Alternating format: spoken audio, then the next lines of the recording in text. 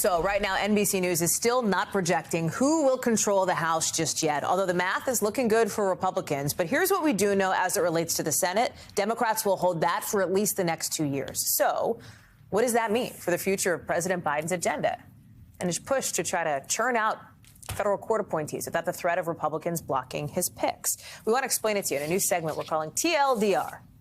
Too long, didn't read. Because the courts, they can get complicated. And the people the president picks to the courts obviously make rulings, not just at the Supreme Court, but on the federal level below that affect your life, your actual life, right? Especially if you care about stuff like gun reform, immigration, voting access, LGBTQ plus rights.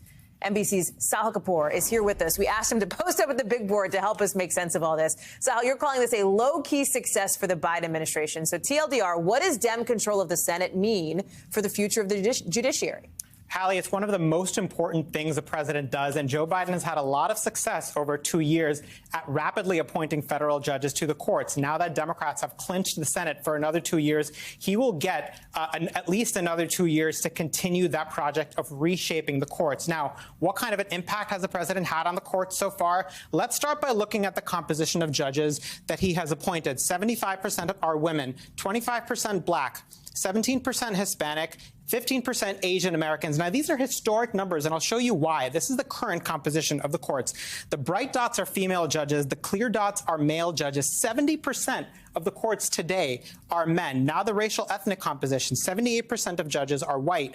Now there's a steep drop-off that you see to judges who are black, Hispanic, and Asian American. The White House's argument and the argument of their Democratic allies is that these numbers don't look like America, and they believe the federal courts should reflect the diversity of the country as a whole. Now, the numbers, keep your eyes on the red bars here. These are the apples to apples over the first 2 years of every president in the 21st century. Joe Biden outpacing his predecessors so far, outpacing George W. Bush, outpacing Barack Obama. This number with Trump, 84 to 84, Biden's number is about to go up to 85 because the Senate just confirmed another judge that President Biden can appoint very soon. Now, these columns are important. This is the breakdown of district court judges, appeals court judges, and Supreme Court justices appointed by each of these presidents. I want to draw attention to this column. It's enormously important because appeals court judges have the last word on most matters of federal law. The vast majority of cases never even make it to the Supreme Court, and it's these judges that have the last say on where these cases go. Compare Biden's number, 25, to Trump's number, 54. He's roughly matching Donald Trump's pace, what he was able to do over 4 years with what Biden is able to do here over 2 years. The Supreme Court justices, this is the bar that people pay the most attention to, Hallie. You saw Bush and Obama each got 2 Supreme Court justices.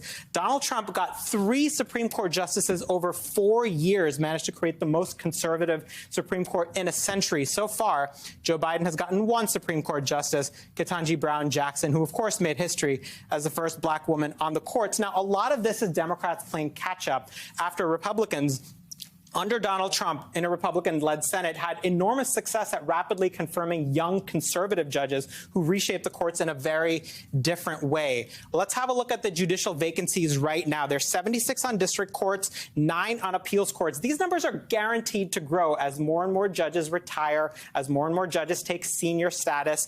It's only a question of how big the numbers will grow to, and Democrats will have the ability to confirm as many judges as they want to these vacancies. Now, one big question on the minds of many people, Hallie, is will there be another Supreme Court vacancy in the next 2 years? We don't know the answer to that. We're not expecting that in the current moment. But before the midterm election, Mitch McConnell, the Senate Republican leader, had not committed to allowing a vote for a potential Biden Supreme Court nominee. Now he's not going to have the power to stop it. It will be Democrats and Chuck Schumer that will be very motivated to fill a Supreme Court vacancy should President Biden get one. So there you have it, an enormously consequential issue, deeply personal to a lot of people, a success story for the Biden White House that appears guaranteed to continue, Hallie.